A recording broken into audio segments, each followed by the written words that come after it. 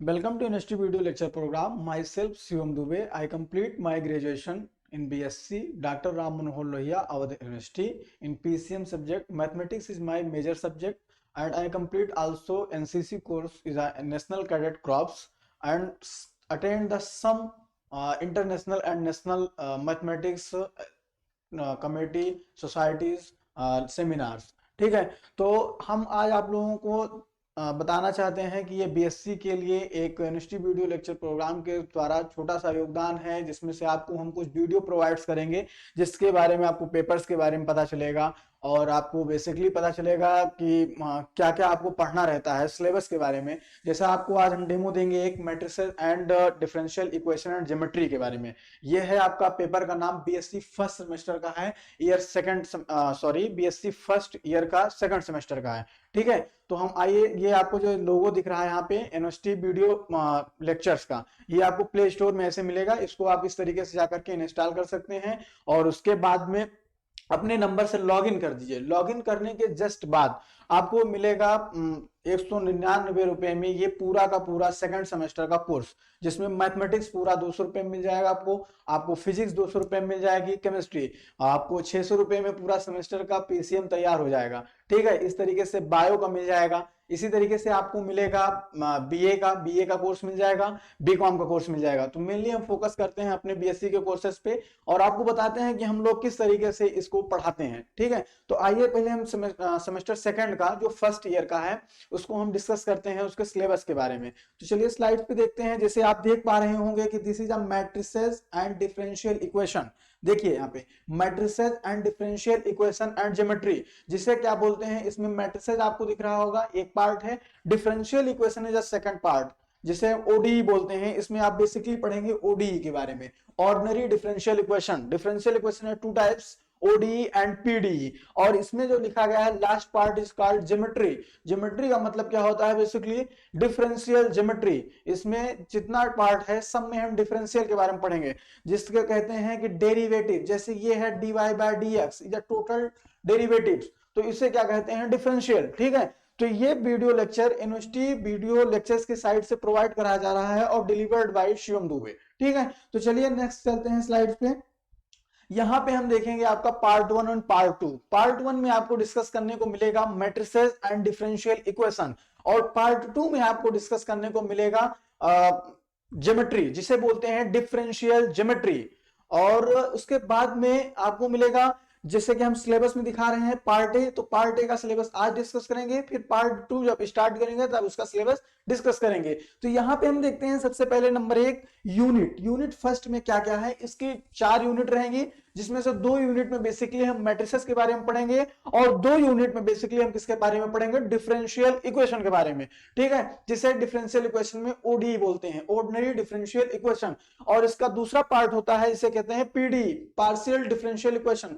But यहाँ पे PD के बारे में डिस्कस नहीं है। पहले के जब एनईपी से पहले चलता था तो उसमें ओडी और पीडी दोनों 2 यूनिट ओडी के थे, 2 यूनिट किसे थे, पीडी के थे, जिसमें 4 पिट मेथड और ये सब रहता था। तो यहाँ पे हम बेसिकली डिस्कस करते हैं मैट्रिसेस के बारे में। सिलेबस बहुत आसान कर दिया गया है।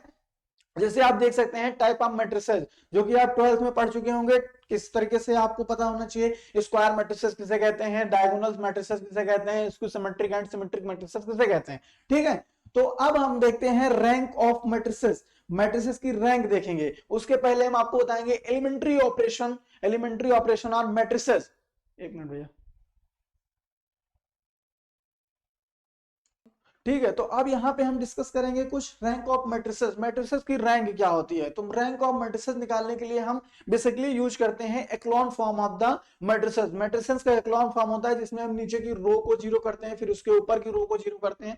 तो ये आपका क्या होता है, जैसे मान लीजिए कि एक मैट्रिसेस इस तरीके से लिखी गई है, इस तरीके से एक मैट्रिसेस लिखी गई, तो इधर से हम क्या करना स्टार्ट करते हैं, 0 बनाना स्टार्ट करते हैं। देख लीजिए यहाँ पे आपको ये मिलेगा, इसमें हम क्या करेंगे, 0 बनाना स्टार्ट करेंगे। ठीक है, यहां से 0 बनाना हम क्या करते हैं, स्टार्ट करते हैं। इसे कहते हैं एक्लॉन फॉर्म ऑफ मैट्रिसेस।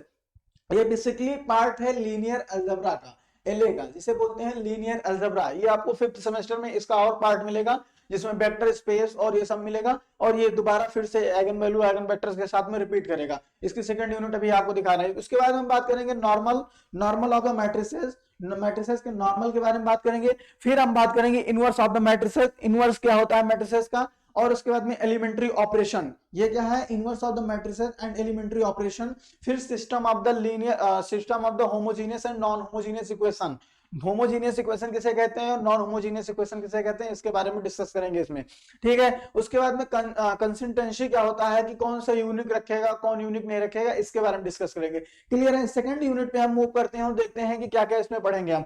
तो सेकंड यूनिट बेसिकली बेस्ड है लीनियर अलजेब्रा पे, अभी बताया जो कि 5th सेमेस्टर में आप पढ़ेंगे। फिर से यहाँ पे क्या है, पहले देखिए आइगन वैल्यू है, आइगन वेक्टर है, और उसके बाद में दिया गया है कैरेक्टरिस्टिक इक्वेशन, बट इसको पहले होना चाहिए था। जब आपको ये पता चल जाएगी कि मैट्रिसेस जो होती हैं उनकी कैरेक्टरिस्टिक इक्वेशन कैसे निकलती हैं, जैसे कि आप आगे हम बताएंगे आपको a माइनस लेमडा आई, ये आपका इक्वेशन होता है a minus lambda I equal to 0, इससे हम निकालेंगे कैरेक्टरिस्टिक इक्वेशन। ये देख लीजिए आप, सॉरी इधर चलते हैं, ये देख लीजिए आप a minus lambda I equal to 0। तो इस तरीके से आप क्या कर सकते हैं, इसको देख लेंगे तो ये आपको पता चल जाएगा क्या मैट्रिसेस के बारे में। यहां से एक मैट्रिक्स बनेगी जिसके डायगोनल में सारे एलिमेंट्स माइनस लेमडा होंगे, इसका एक इक्वेशन बनाएंगे, कैरेक्टरिस्टिक पॉलिनोमियल से बोलते हैं, कैरेक्टरिस्टिक इक्वेशन बोलते हैं। इसके बाद आती है कैले-हैमिल्टन थ्योरम। कैले-हैमिल्टन थ्योरम बेसिकली बेस्ड होती है जिसमें एक स्क्वायर मैट्रिसेस होती है, क्या सी मैट्रिक्स होती है, स्क्वायर मैट्रिसेस। तो उस स्क्वायर मैट्रिसेस को जो आपको कैरेक्टरिस्टिक पॉलिनोमियल आया था उसमें ले जाकर के पुट कर दीजिए सारा, जैसे कि lambda square plus 8 lambda plus 6 आया, तो इसमें पुट कर दीजिए ए स्क्वायर समथिंग करके, और अगर ये 0 के बराबर आ जाता है तो इससे आप क्या कर सकते हैं, इनवर्स निकाल सकते हैं। तो यहाँ पे लिखा गया है finding of the inverse of the matrices, तो इससे क्या कर सकते हैं, इनवर्स फाइंड आउट कर सकते हैं। क्लियर है। सम पार्ट आता है इसके बाद में कॉम्प्लेक्स नंबर का a प्लस आई बी, इसमें हम डिस्कस करेंगे किसके बारे में, जिसमें कॉम्प्लेक्स नंबर है a plus I B notation है, इसको हम रियल और क्या कहते हैं कॉम्प्लेक्स को अलग कर देंगे, इमेजिनरी पार्ट को। क्लियर है। इसके बाद हम पढ़ेंगे एक्सपोनेंशियल फंक्शन जिसे बोलते हैं e की पावर x, कौन सा बोलते हैं, e की power x, this is exponential function. फिर हम पढ़ेंगे लॉगरिथमिक जिसे बोलते हैं लॉग, देख लीजिए यहाँ पे लॉगरिथमिक को बोलते हैं एलओसी, लॉग फंक्शन। उसके बाद में हम पढ़ेंगे some inverse trigonometry function. Inverse trigonometry functions क्या होते हैं, जैसे साइन इनवर्स एक्स है, साइन एक्स है, इस तरीके से हम पढ़ेंगे इनवर्स ट्रिग्नोमेट्री फंक्शन। तो इसमें साइन एक्स और कॉस एक्स ये बन जाएगा आपका कौन सा फंक्शन, ये बन जाएगा ट्रिग्नोमेट्री फंक्शन। अगर इस पे इनवर्स लग जाता है, सपोज कीजिए इस तरीके से लिख देते हैं साइन इनवर्स ऑफ एक्स, तो इसे बोलते हैं क्या, is this function is called off the inverse function. इसी तरीके से हाइपरबोलिक फंक्शन जिसको हम किस तरीके से डिनोट करते हैं, साइन उसके बाद h लिख करके x, ये है आपका इनवर्स। क्लियर है, इस तरीके से इनवर्स। अब थर्ड यूनिट पे चलते हैं, formation of the differential equation.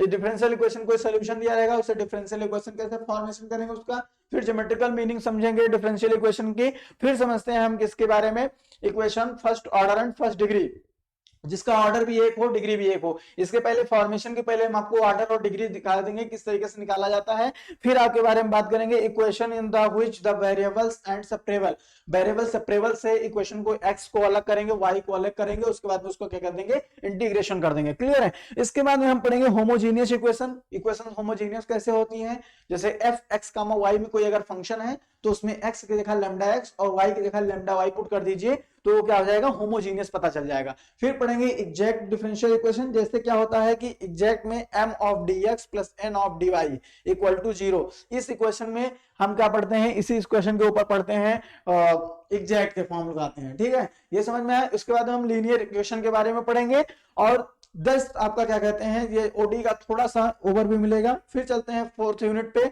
जिसमें यही चीज था। थर्ड यूनिट आपकी क्या थी, फॉर्मेशन ऑफ इंटीग्रल कैलकुलस और इसके बाद ज्योमेट्रिकल मीनिंग। ठीक है, अब देखते हैं आपको हम कुछ बताना चाहते हैं यहाँ पे एग्जामिनेशन के बारे में। जैसे IIT जैम एग्जाम होता है फॉर द MSc के लिए एक एग्जाम होता है जिसे कहते हैं IIT जैम, जिससे आप क्या कहते हैं IIT से MSc कर सकते हैं। कुछ लोग जिससे जेईई की प्रिपरेशन कर रहे होंगे उनका नहीं हुआ होगा और ये इस समय वो क्या कहते हैं BSc में आगे होंगे, तो उनके लिए क्या है कि वो IIT जैम एग्जाम को क्या कहते हैं टारगेट करें और सेकंड सेमेस्टर में है, लास्ट सेमेस्टर तक अच्छे तरीके से तैयारी करके और अपने इस एग्जाम को फिर से IIT के सपने को साकार कर सकते हैं। ठीक है, और वहां से एमएससी कर सकते हैं। This is a 2 years program. ये कितने ईयर का प्रोग्राम होता है? 2 साल का प्रोग्राम होता है, जिसमें आप अच्छी तरीके से आईआईटी में रह करके और आईआईटी वालों के साथ में पढ़ सकते हैं। चाहे जिस सब्जेक्ट से आप कर सकते हैं, मैथमेटिक्स से है, मैथमेटिक्स से केमिस्ट्री, बायो और क्या कहते हैं फिजिक्स, इस कई सब्जेक्ट से आप क्या कहते हैं एमएससी यहां से कर सकते हैं। ठीक है, अब उसके बाद में आता है दूसरा एग्जाम जिसे हम बोलते हैं NBHM. This is a scholarship exam conducted by National Board of Higher Mathematics. ठीक है, इसमें आपको एमएससी करने के लिए 1,44,000 तक पैसा आपको मिलता है। इतना आपको मिलता है 1,44,000, जिससे आप कहीं पे भी रहेंगे एमएससी करेंगे, उससे उनको मतलब नहीं है। वो पर मंथ आपको 6,000 आपको देते रहेंगे। दूसरा एग्जाम आपका टीआईएफआर है, जो कि 2 बेस में होता है। इसमें भी 2 होता है, पहले आपका एग्जाम होगा फिर आपका इंटरव्यू होगा। टीआईएफआर भी पहले एग्जाम लेता है फिर आपका इंटरव्यू लेता है, और ये अपने इंस्टीट्यूट में ही बुला लेता है पढ़ने के लिए, जिसमें इंटीग्रेटेड कोर्स होता है एमएससी प्लस पीएचडी। क्लियर है? तीसरा एग्जाम आपका आता है सीएमआई। यहाँ पे आपको रहने खाने की सुविधा फ्री रहेगी और 21,000 स्टाइपेंड दिया जाएगा, जिसे बोलते हैं फेलोशिप। 21,000 पर मंथ के हिसाब से आपको दिया जाएगा। ठीक है, और इसके सिलेबस को देख सकते हैं आप जाकर के। सिंपल सिलेबस है, रियल है, कॉम्प्लेक्स कुछ आ जाता है और कुछ पार्ट आ जाता है लीनियर अलजेब्रा का, जो हम आपको यहाँ पे बताएंगे, अच्छी तरीके से बताएंगे। ठीक है, और उसके बाद में आपको मिलना जाएगा रियल एनालिसिस ग्रुप थ्योरी मिल जाएगा। ठीक है, जिसे बोलते हैं एब्स्ट्रैक्ट अलजेब्रा। और उसके बाद आता है एग्जामिनेशन है आपका सीएमआई का एग्जाम है, जिसे कहते हैं चेन्नई मैथमेटिकल इंस्टीट्यूट। इसमें आप मैथ से डाटा साइंटिस्ट बनने के लिए, डाटा का एनालिसिस करने के लिए आप कई तरीके से पढ़ सकते हैं। और एक होता है इंस्टीट्यूट के बारे में मैंने नहीं लिखा, जिसे बोलते हैं आईएसआई। इसके साइट पे जाकर के आप देखते रहिएगा कब इसका फॉर्म आता है। ठीक है, आईएसआई इंडियन स्टैटिस्टिकल इंस्टीट्यूट है। ठीक है, अब उसके बाद में आपको हम बता दे रहे हैं यहाँ पे कुछ, कि इसमें लिखे नहीं है बट कुछ तरीके के कैंप लगते हैं, जिसे बोलते हैं एएसएच। ठीक है, एक एएसएच होता है जो कि आईआईटी द्वारा कंडक्ट किया गया एक कैंप होता है, जिसमें समर कैंप लगते हैं। जैसे आपकी जब छुट्टी हो जाएगी गर्मियों के दिन में, तब आपके कैंप लगेंगे। इस समय आप चेक करते रहिए, फरवरी और जनवरी, इधर दिसंबर से आपका क्या कहते हैं इसका फॉर्म निकलना शुरू हो जाता है। दूसरी बात आपको बता देंगे, इसमें अगर आप नहीं जाना चाहते हैं, क्योंकि इसमें लगभग पीएचडी के और एमएससी के स्टूडेंट जाते हैं, ग्रेजुएशन के कम स्टूडेंट जाते हैं, तो आपके लिए ग्रेजुएशन के लिए एक है एनटीटीएस। ये आपका है, इसको आप वेबसाइट पे जाकर के सर्च कीजिए। बहुत अच्छी अपॉर्चुनिटी है आपके लिए। सेकंड सेमेस्टर से अगर आप हैं और अभी भरना स्टार्ट करेंगे, तो हमें लगता है कि आपके रिकमेंडेशन चाहिए प्रोफेसर की, और रिकमेंड करते करते हो सकता है कि 3rd सेमेस्टर तक, अगर आपका लक अच्छा हो तो आपको एमटीटीएस फर्स्ट सेमेस्टर में, सेकंड सेमेस्टर में भी समर कैंप मिल सकता है, जिसमें आपको रियल, कॉम्प्लेक्स और इस तरीके से कई सब्जेक्ट के वहां पे अच्छी तरीके से आपको पढ़ाया जाएगा। और यहाँ पे भी हम आपको बुक की मदद से आपको पढ़ाएंगे। जैसे ये आपका चैप्टर है eigen value and eigen vector, इसमें हम एक बुक यूज करेंगे स्टीफन फ्रिडबर्ग की। ये फ्रिडबर्ग की बुक सबसे अच्छी बुक है, आप लोग पढ़ते होंगे, कृष्णा पब्लिकेशन और इस तरीके से कई बुक पढ़ते होंगे। और उसके बाद में आपको मिल सकती है एक बुक आती है जिसमें हम बोलते हैं टॉपिक्स इन अलजेब्रा। ये सब बेसिकली आपके एग्जाम जो यहाँ पे ओरिएंटेड है उसके लिए बेसिक नहीं है, ये मैं बता रहा हूँ आपको एनबीएचएम और इसके लिए। इसके कोर्स को हम अगर जल्दी स्टार्ट करने की कोशिश करेंगे, तो इसमें आपको पढ़ाएंगे topic in algebra. Topic in algebra इसका नाम होता है बुक का, ये मोस्ट इंपॉर्टेंट बुक्स है, टॉपिक्स इन अलजेब्रा। ठीक है, इसमें लीनियर और क्या कहते हैं आपका ग्रुप थ्योरी दोनों पार्ट मिल जाएगा। आईएन हैंस्टीन की बुक है, फॉरेन राइटर है, पहली बार आपको पढ़ने में समझ में नहीं आएगा, हम समझाएंगे तो आप उसको अच्छी तरीके से समझ सकते हैं। ठीक है, और इसकी बुक आती है जोसेफ ए गैलियन की, जो कि बहुत हाई कॉस्ट की है, बट इसका पेपर बैक आता है जो कि 400 से 500 रुपए मिल जाएगा आपको। ठीक है, जब इस एग्जाम के अंदर आपको तैयारी करने का विचार होगा वेबसाइट पे देखने के बाद, फिर यहाँ पे फैकल्टी से कांटेक्ट कीजिएगा, उसके बाद हम आपको लेक्चर प्रोवाइड कराएंगे। ठीक है, तो थैंक यू दोस्तों, best of luck for your future. And इसके बाद में हम आपको मिलेंगे आपके नेक्स्ट लेक्चर के साथ। ठीक है, चलिए बाय बाय।